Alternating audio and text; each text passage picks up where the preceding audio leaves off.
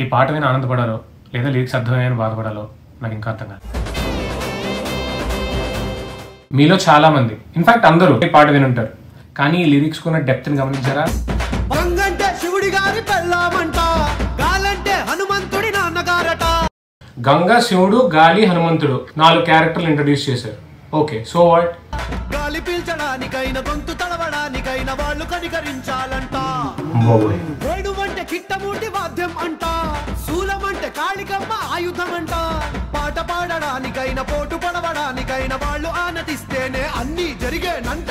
పాట పాడాలి అన్నా, గాలి పీల్చాలి అన్నా, నీళ్లు తాగాలి అన్నా ఎవరో ఒకళ్ళ పర్మిషన్ కావాలి. అవి లివింగ్ వాలంటరీలీ.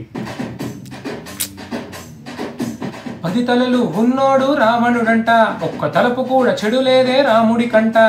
రామరావణుల పెట్టి రామాయణ మాట చెప్పి మంచి చెడుల మధ్య మనల్ని పెట్టారంట. ఇది మంచి ఇది చెడు అని చెప్పి పెంచడం మొదలు పెట్టారు. ధర్మాన్ని తప్పనోడు ధర్మరాజట, దయలేని వాడు యమ ధర్మరాజట. వీడి బాట నడవకుంటే వాడి వేటు తప్పదంటూ ఈ బ్రతుకును నాటకంగా ఆడిస్తున్నారంట. అంటే మంచిగా బతకపోతే నరకల్లో మనం తూలుతూ ఉంటాం, తేలుతూ ఉంటాం అని చెప్పి ఇండైరెక్ట్గా చెప్తున్నారు. ఈ అమ్మ మంచిగా బ్రతకాలి, ఇన్ని క్యారెక్టర్ల దగ్గర నుంచి పర్మిషన్లు తీసుకోవాలి, ఇన్ని కన్స్ట్రెయింట్స్ తో బ్రతకడం మనకు అవసరమా? పోనీ వాలంటరీగా రిటైర్ అయిపోదాము, అనుకోకుండా ఇక్కడికి వచ్చాము కదా అని అంటే రంగస్థలాన ఆట మొదలెట్టాక మధ్యలోని ఆపలేని ఆట బొమ్మల మంట, మనమంతా తోలు బొమ్మల మంట.